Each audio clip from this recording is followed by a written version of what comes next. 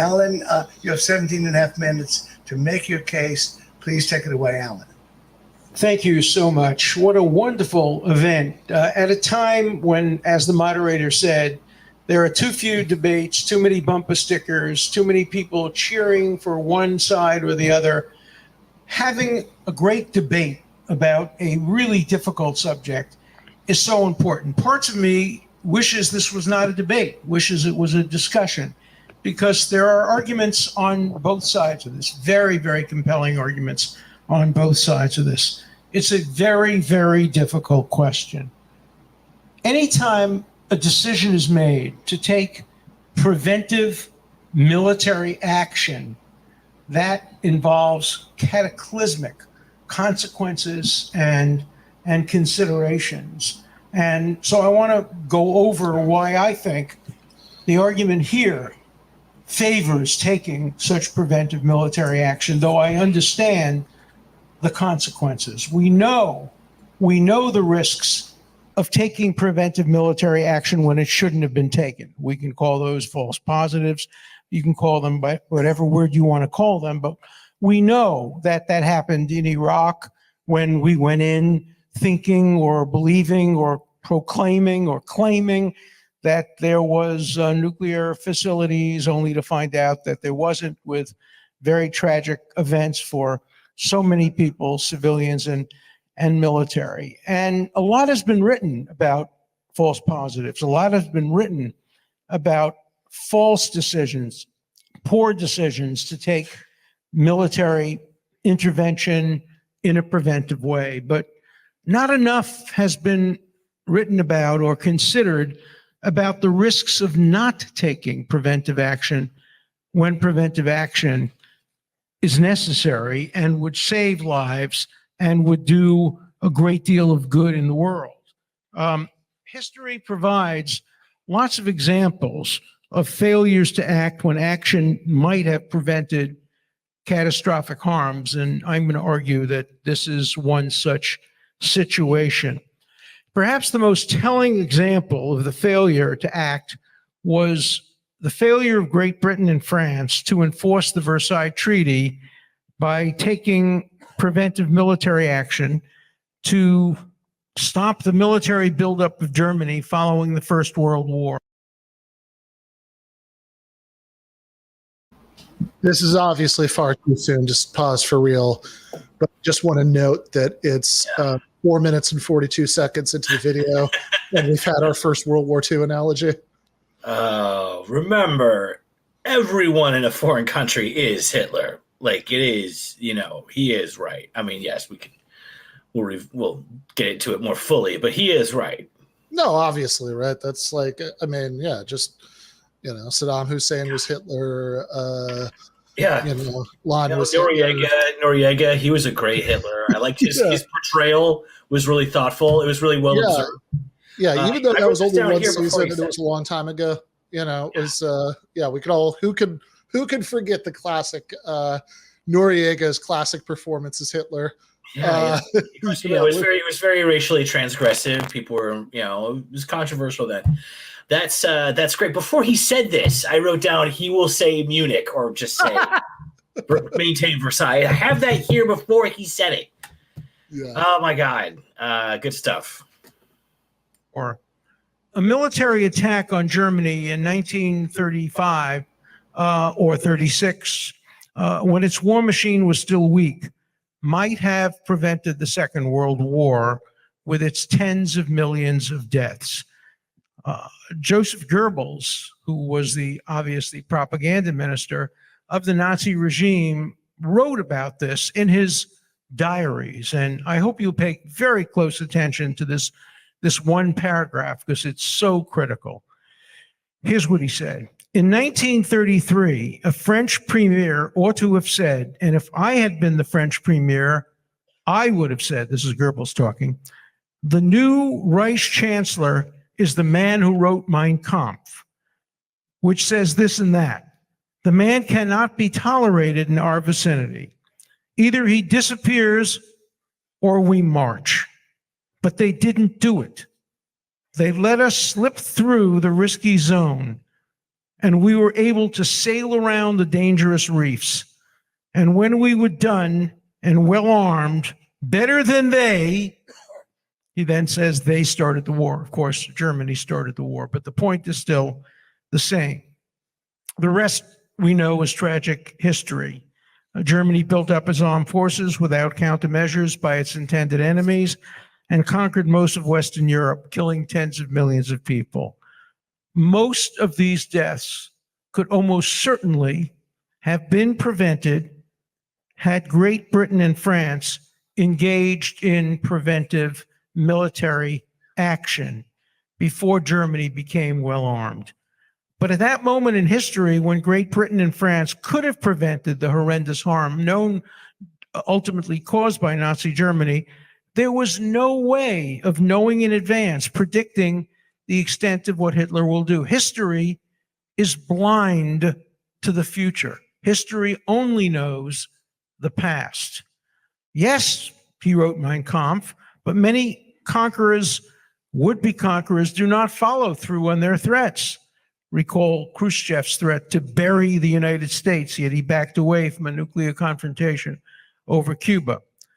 There was no way of predicting with any degree of certainty that Hitler would personally turn his belligerent rhetoric into military invasions of Poland, the Soviet Union, and then, obviously, the Holocaust. As always, it was a question of cost-benefit probabilities. This was a classic case of a false negative, implicitly predicting that Hitler would not do what he in fact did, and failing to take actions in order to prevent it. If France and Great Britain had accurately predicted the actual harms, they would almost certainly have taken preventive action, even if the costs were high, because it would never have been nearly as high as it turned out to be in the absence of such action. But, as I say, history is blind. Had Great Britain and France decided to take preventive military actions in the mid-1930s and done so successfully, no one would ever know what was prevented. And Churchill, if he had been the prime minister in the middle 30s, and he would have predicted that Hitler would kill tens of millions of people unless he was stopped, he would have been attacked by the international community, by the world. He would have been disbelieved, even mocked, as Clement Attlee was mocked for taking military action against Egypt in 1956.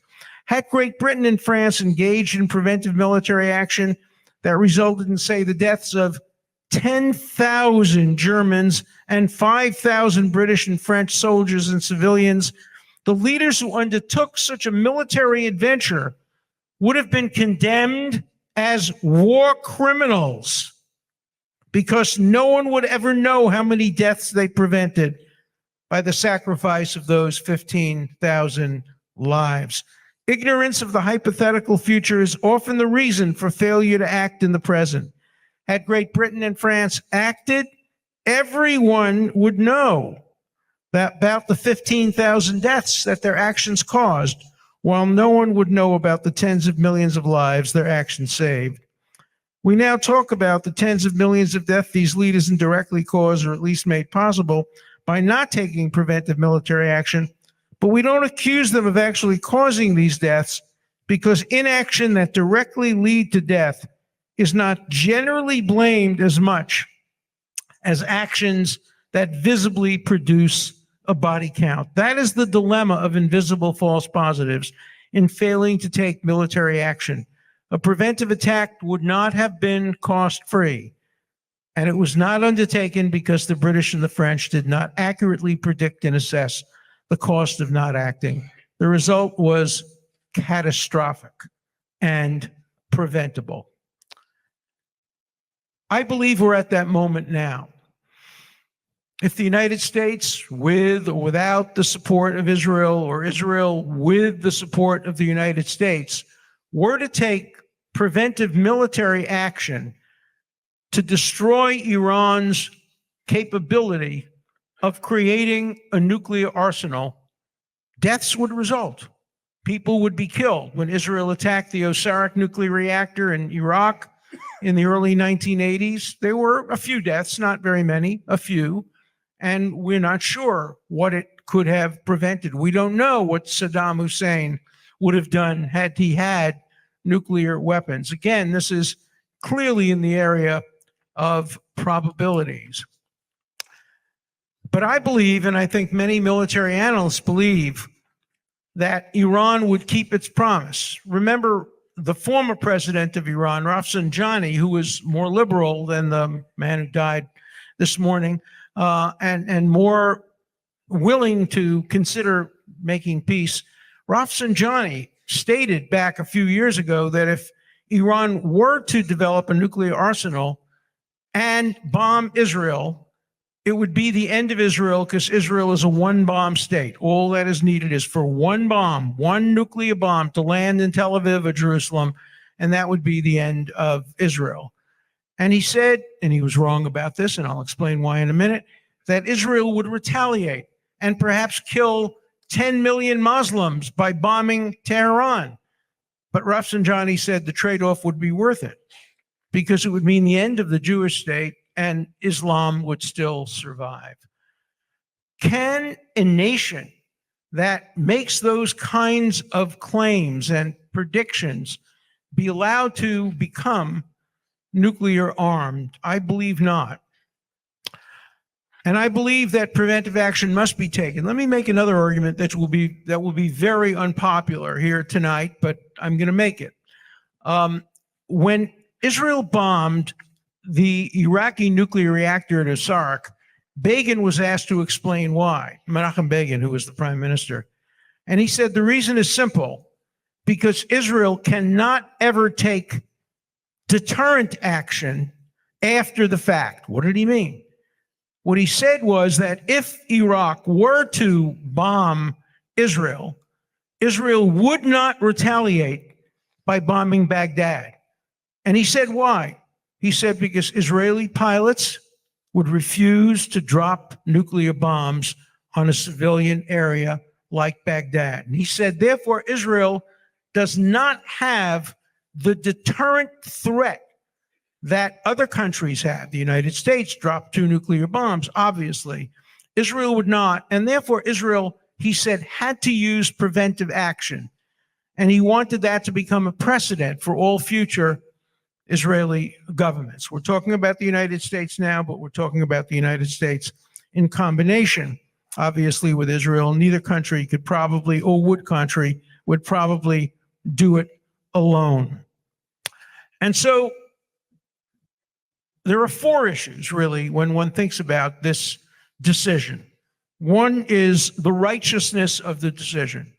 And I think the decision to bomb Iran's nuclear potential arsenal is a righteous decision. It's the right thing to do.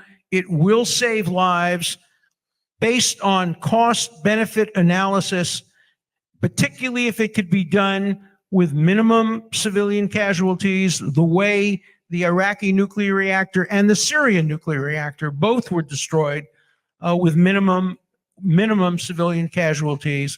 The potential benefits considerably outweigh the potential risks. Having said that, the next is legality. Let me talk about legality. I would ask, if it were a smaller audience, for a Trivial Pursuit question, but I'll ask it and then answer it. What is the first country in modern history ever to attack another country's nuclear facilities in a preventive way? You might say the United States, and the answer will surprise you. The answer is Iran. Iran, in the early 1980s, bombed the Osirak nuclear reactor. Remember, Iran and Iraq were in a war together. And Iran bombed the Osirak nuclear reactor before Israel did. And it's one of the bases on which Israel made the decision that it could be done. And it damaged the facility, but it didn't put it out of business. Israel then put it out of business. So when one talks about legality, one talks about precedent, but one also talks about whether or not there's a casus belli, whether or not it would be proper for the United States or Israel to attack the nuclear reactor in Iran? And the answer is clearly yes. Iran, we know, killed over 300 Marines in Beirut, Lebanon, back in the 1980s. That was a casus belli. The Argentinian Supreme Court just 2 weeks ago ruled that Iran was responsible for the murder of hundreds of Israelis in the Israeli embassy and the Israeli community center in Buenos Aires. Those were attacks by Iran against Israel. And of course, we know that Iran sent many rockets and missiles, to Israel just 2 or 3 weeks ago. All of them but one were repelled, but nonetheless, that was a casus belli. And so there is absolutely no doubt legally that Israel and the United States have the complete right to retaliate against what Iran has done. It doesn't have to base it even on prevention, although prevention is a strong basis for it.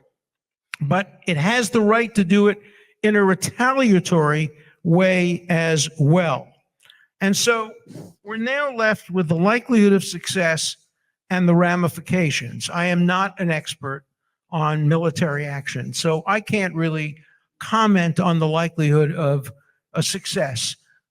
Israel and the United States would not undertake such an action unless it thought the likelihood of success was very high. And then we finally move to what is maybe one of the hardest questions, the ramifications. What would happen? The Middle East is aflame. It's aflame more this morning than it was last night with the death of the former president of Iran. We know that Iran has sworn to the destruction of Israel. Of course, it calls the United States the great Satan and Israel the small Satan. And so the ramifications are unpredictable, and the ramifications of inaction are unpredictable. And so I will not sit here and tell you that I am absolutely certain, that I am positive that it's the right action to take. I will tell you that based on what I know, and I've spoken to many of the leaders of both of our countries, that the risks of inaction in this case, the risks of Iran actually crossing the threshold and developing a nuclear arsenal is so much greater than the risks of North Korea or Pakistan or China or Russia having nuclear weapons. After all, Iran is the greatest transmitter of terrorism around the world.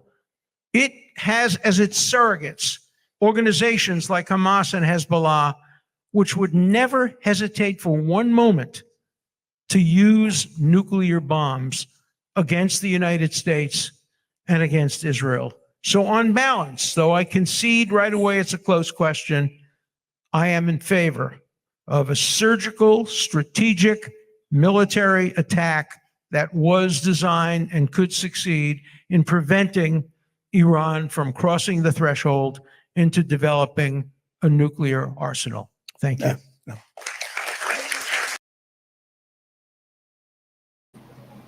All right. So I timed it. I think about 6 minutes of that was spent on World War II. The only historical event.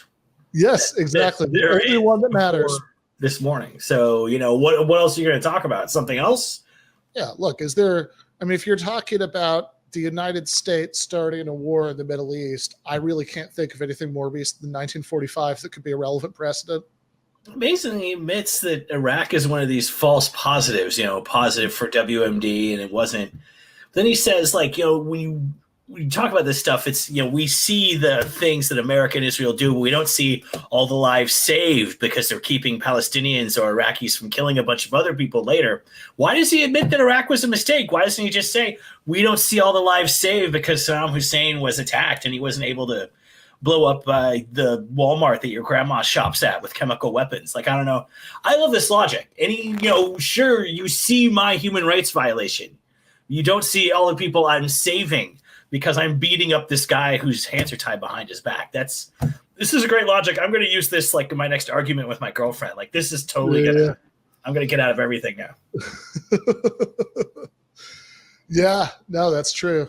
Look, I mean, if she could just see like the butterfly effect that would have been unleashed if you had remembered her birthday.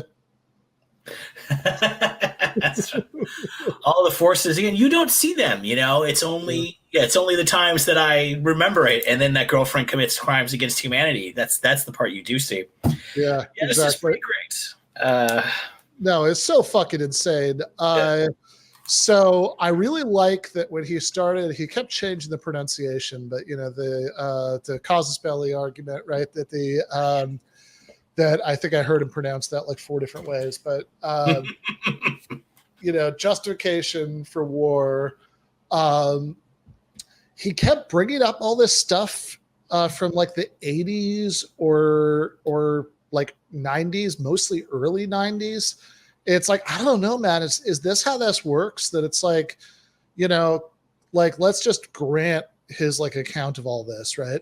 Like, okay, so country A does something to country B in 1992.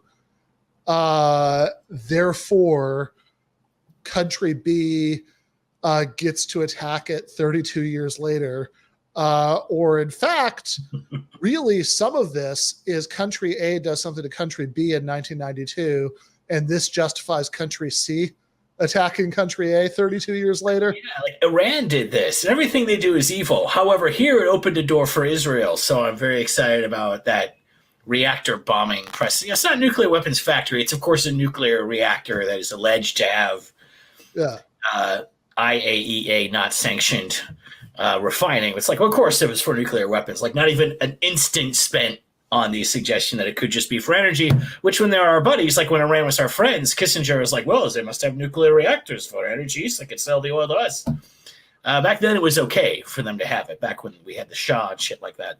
Yeah, I mean, the idea, like, it's also like, look, you acknowledged Iraq as a false positive. I would point out that, like, Bibi Netanyahu has been making presentations saying that Iran is like 6 months from developing a nuclear weapon since probably the late 90s, right? Like, I think that's about when he started doing that. They were on stage recently shredding the UN Human Rights Conventions because they were letting Palestine have limited UN recognition. He was up there shredding the copies of the Human Rights Declaration, saying, this is what you are doing, shredding the Human Rights Declaration. Yeah, I mean, it might look like I'm doing really it. Weirdly small copy, as I remember. I wasn't sure. Yeah, like a tiny shredder. Yeah, it was like, this is what you were doing. I mean, I'm doing it now, but you are doing this. Yeah, right. Like it really seems like what I'm getting from this image is that you're shredding it. Yeah. I mean, I'm seeing you do it, but I guess I am doing it. I just saw that you do it. I hear you say that somebody else is doing it, but I'm literally watching you do it.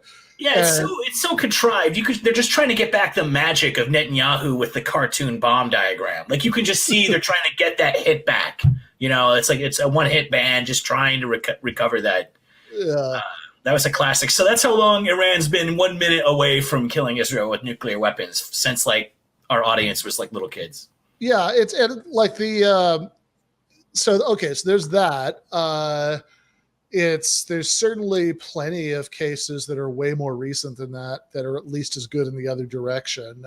So, for example, my understanding is that there was not that many years ago, certainly in this century, right, and not at the beginning of it, there was a rash of Iranian nuclear scientists who were assassinated by groups that seem to have a pretty chummy relationship with us, right? So if Hezbollah blowing up the Marine barracks in Lebanon in the 1980s is grounds for the U.S. or Israel or whoever going to war with Iran 3 decades later, I would think that Iran would have grounds to go to war with the U.S. over that.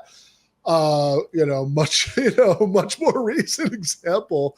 And it's just, yeah. So there's that. I'm also really confused so he said, okay, so he had 4 issues, right? One of them was whether it would be like morally justified. Another one was whether it'd be legal.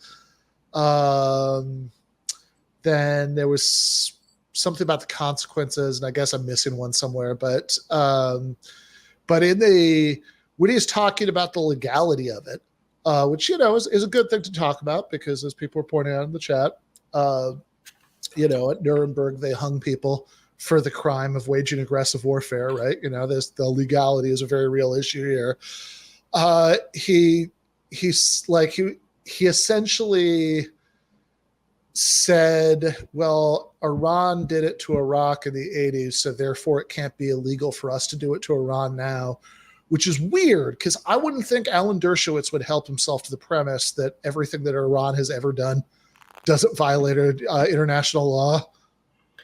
Yeah, it's kind of amazing. He goes to the trouble of raising this by pointing out Iran's attack on that same facility during the Iran-Iraq war, because now it's like, well, wait a minute. I was just hearing that these things are all, aggressive war crimes and horrible, reckless threats, and now it's, they established that. So, we can kill children because they did it. They're monsters. That's why they must die. But therefore, we too can do it. Yeah, it's very confusing. Also, maybe I'm confused about the chronology here, but it sounded like he was describing an event that occurred while Iraq and Iran were already at war, which would be a very different thing from saying, let's just go ahead and start a war by doing this. That's true. This wasn't like when Israel did it just out of the blue, strategic rival. Yeah, Iran-Iraq, had that 80s long, hideous war with real WMD that we gave to Saddam, and all that intel and all the stuff that we were all pulling our hair out about during the George W. Bush era that many of us remember so fondly. That's good stuff. But it's just, but like you said, like you have to reach back to the Lebanon bombing of the 80s when even you and I were tiny. Because that's what you have to do. That's how desperate you are when it's something like Iran, like a country that hasn't started a war in many centuries. They support armed groups who are very bad. If that's all it takes, we support Likud. There's genocide right there. I didn't realize that was that easy. You're just reaching so hard to find a way that I can say, there, you attacked me. So it's and then it's some synagogue massacre in Buenos Aires. That's Iran attacking the state of Israel, huh? This is Judge Ito would strike this all down. He would never get away with it. Judge Ito would not let him get away with this. That's very true. Now, to be fair, he did mention also an Israeli embassy in Argentina. So I looked that up. I was like, oh, yeah, but wasn't that? I was like, yeah, literally fucking 1992 that he's using as grounds for Israel or even a third country, the United States, attacking Iran in 2024. So I'm just, again, just very unclear about the ground rules here, especially because he's mentioning Iran sending missiles unsuccessfully into Israel as grounds for war without mentioning the fact that was literally in retaliation for Israel blowing up a Iranian embassy right in Syria. Diplomatic building, assassinating senior leaders they've been doing, but blowing up and they're like, well, it was the building attached to the embassy, therefore. Yeah. Wow, really? I don't know if you guys are going to draw those fine distinctions when your next embassy facility is blown up. Embassy attacked. Oh, actually, that was just a building that was attached to the American embassy that there were a bunch of Americans in, and the building behind the sign that says embassy, the lot of land still exists. Yeah, no, exactly. Yeah, I really want to know if are we sure that bomb in Argentina in 1992 was at the main building, right? Because if not, it doesn't count. Yeah, apparently that's good enough. It was across the streets. That's, look, who knows? They hated the deli, maybe. Who knows what they were after. That's this. My God, this is some. Also, even more than the last debate, this is some great lawyerly technique from Dersh. No, it really feels like even look, obviously Dersh is a known and beloved, villain in the GTA extended universe. It's like this is like Doctor Who, and there's like, let's bring back the Daleks, for an episode. But I do feel like this is actually a little lazy for him, what he's doing right now. And if things that, if Iran supports an arm like Hezbollah and Hezbollah does something, then essentially Iran has done it. If those are the rules, then I just want to be real clear on this, because that would mean that Russia would certainly have grounds to cause its belly for war against the United States right now, right? Because come on. Like literally today's headline, we're just sending another $50 billion to Ukraine to kill Russian soldiers, to in fact attack targets within Russia. Within Russia, and a trade pact, a military pact, like a defense pact with Ukraine. Like for 10 years, we're talking about now. It's like insane, nonstop escalation. Like, can we take a break? Jesus. So if Iran arming Hezbollah means that anything Hezbollah does, Iran has done, so that's grounds for war with Iran, then surely Russia would have war grounds for war in Ukraine. And for that matter, look, think about the entirety of the Cold War. Did the United States have casus belli to bomb the Soviet Union because they were supporting the Viet Cong? Did the Soviet Union have casus belli to attack the United States because they were supporting the Mujahideen? It's like this is a principle that I think he might have paused to think about a little bit more. But ultimately, I don't think it really matters to him, because his standard, because the real thing is yeah. But obviously, this isn't a standard for the important countries. Yeah, indeed. We're just trying to come up with a reason to. This is fucking. These are sports teams to these people. I was trying to come up for a rationale for my team. Fumbling the game last night. It really is just the most motivated reason that you'll ever encounter. They're pretty good stuff. And this Middle Eastern history is just the most, strange, old things and new thing. And it's cobbled together so much. I'll enjoy seeing Greenwald dismantle this. But I would just say Dershowitz brings up, Rafsanjani, the old Iranian, more reformist or somewhat liberal president in the past. Oh, he was more liberal. That was better. Oh, now they're all terrible. Rafsanjani and the other Iranian moderates or reformers or whatever you call them, the non-hardliners. They always say, America, if you want to support reformism, stop threatening to attack us. Stop constantly threatening, everything is on the table, and some senator on the floor of the House, I think we should attack them. I say Iran. Let's bomb it. Let's make a funny song out of it. This just gives everyone around I guess support the craziest elements who are the most anti-Western, because they just threaten to attack us all the time or help Israel do it. All these dudes who Dershowitz is praising say is stop this shit where you go on TV and do a big debate about how great it's going to be when you blow us up overnight. Yeah, this is, again, that was really funny because he's making this big deal of this Rafsanjani quote. And I was like, oh man, I don't even remember him. And so I was just glancing through the list of Iranian presidents. He left office in 1997. It was he is another 90s figure. That's true. I didn't think about that. That is true. So I think the structure of his Rafsanjani reference was, Rafsanjani said this thing that if you quote parts of it out of context sounds super belligerent. By the way, I think there was some bluster there, hey, Israel, be warned, we would win if it happened. But also, B, I think the overall point of the speech is let's not let it get to that. And Iran, above all, just doesn't want to give America a reason to go to war with it. They don't want to go to war with the United States. That is always Iran's overriding concern. And C, the president of Iran doesn't even control the military under their system. Right? This is the Secretary of State, essentially. And D, man hasn't been president since the 1990s.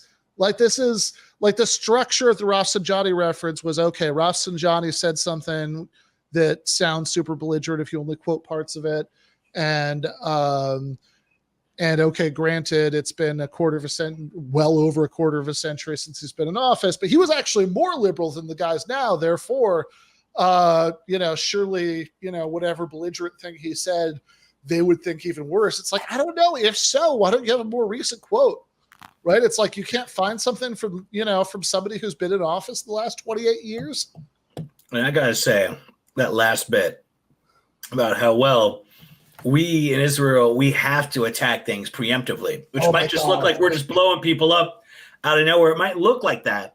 But it's because the Israeli Air Force pilots are so humane that they would never bomb a civilian target. Yeah, he literally just about the least credible. I don't think he would use that in a real closing argument. That's all I got to say. I don't know if he would really put the case on that claim. Like this debate is only from a couple weeks ago. There's Israel had been bombing the shit out of Gaza for like almost 8 months by the time he said that, like to the point that this is, the overwhelming majority of the population of Gaza has been displaced from their homes, millions of people. There's, they have the biggest, by far the biggest population of child amputees in Gaza, anywhere in the world right now. The concentration, there's something like 15,000, dead children in Gaza. There's any time you want to go, you want go to, look at the Instagram pages of some Israeli military officers in Gaza, and you will see stuff that sounds like it's out of a Nuremberg rally. Yeah. Telling TikToks indeed. This is under these circumstances, you're going to pull out. It's this guy said in the 80s that Israeli Air Force pilots are far too humane, to be willing to drop nukes on Tehran. So therefore it must be true now. Yeah, too humane to attack Tehran. I mean, we will triple tap a labeled and registered aid convoy. That gave us their exact coordinates in advance. 2, 3 taps. 3 missile strikes just to make sure they're all killed horribly and explosions and fires. That's weird, it's like registered, big visible label, big hole right in the label there. My pencils have erasers. Yeah, that's right. That's why you gotta shoot rockets at ambulances. So the actual literal cross has a giant hole in it. These guys way humane to drop a bomb on. Those are human beings we're talking about. Yeesh, Alan, I think your nose is growing an inch at least for that one. That's I don't think anybody. I've got to think even most real hardcore Zionists who are all in favor of everything that's happening right now. I've got to think that even most of them don't say that. That's past the point where they would believe that Israeli Air Force pilots, are too squeamish to drop the big one in Tehran. Yeah, don't say that. Everyone's seen the news. Don't say an obvious lie. Come on. You gotta expensive because you're a convincing liar. What is this? Yeah, exactly. Right. Come on. You used to be good at this, man. You got O.J. Simpson off. You got Klaus von Bülow off. I know you weren't turning in a lazy performance like that then. Yeah, man. Getting Epstein that sweetheart deal. Oh my God, this is where's that Dershowitz? Where's the bright young Dershowitz who got people off for the real crime? What is this? Yeah, some man fighting retirement. You got to do some mid-sized, believable lies and couch it in a bunch of things that are at least somewhat true, right? This is just. It's I'm just gonna sit in my chair. I'm not even gonna go up to the podium, and I'm just gonna say shit. I just no attempt to make it plausible. I'll just say stuff. I'm going to spend 6 minutes talking about World War II. Right. I like that idea that he was supposed to go to the podium. He was like, I'm not going to get up. This is not my crowd. I'm not going to stand up for these people. I almost respect that. But yeah, it's it's fucking amazing. This is so every element of this is lazy. And it's okay, World War II. Right? We're all going to agree with you about that example. Which one would be more like a war with Iran, World War II or Iraq? Well, it starts small. Yeah, indeed. Except, of course, that, Iran would be way worse than Iraq because far larger, and it has a functioning government, unlike Iraq when we went in. Yeah, exactly. Like when we went in, I wrote something last November for the Daily Beast called "GOP Candidates Are Warming to the Idea of War with Iran," where I talked about some insane shit that people said at one of the Republican debates. Yeah, Haley's chomping at the bit. And most of what I do in that article is just go through all the reasons why this would be so fucking insane to do. And it's like, yeah, look, I mean, when the U.S. attacked Iraq, they had, go back to the 80s. They basically lost the Iran-Iraq war. I mean, I know it was kind of a stalemate, but they lost, right? Then they lost the first Gulf War, right? Humiliatingly. And then in between the first Gulf War and the invasion in 2003, there was 12 continuous years of crippling economic sanctions that stopped them from properly rebuilding the country after we bombed the shit out of them the first time. And there was years and years of continuous bombing of Iraqi air defenses, right? Forced the no-fly zones and all that stuff, right? All that Madeleine Albright era stuff. And it's never mind Afghanistan, which is there are parts of Afghanistan that have yet to advance to the feudal mode of production, right? That would be in the future. And the Taliban never controlled anything like the whole country, right?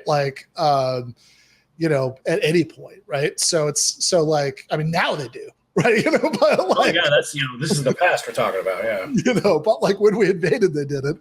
We're used to walkovers. Afghanistan, Iraq, after years of being annihilated, were very accustomed to countries that couldn't defend themselves on any level, and Iran could defend itself. No, Iran is a real country with a real military that's still very much functioning right now, and in fact has all of these regional allies and proxies that that people like Dershowitz love to talk about, right? Yeah, to offset all of ours, like Israel and Saudi Arabia and shit. Yeah, those guys are incredibly vulnerable. Saudis are so vulnerable. Iranian missiles blowing up their precious desalinization, system. It's Iran. That would be a real war. It wouldn't just be them and us. It would. No, exactly. This idea that we could just do a little bit of war with Iran. Right, and then decide when it's over. It's I don't know. I wouldn't count on it, man. This really, if you remember how much fun Iraq and Afghanistan were, this would be so much worse.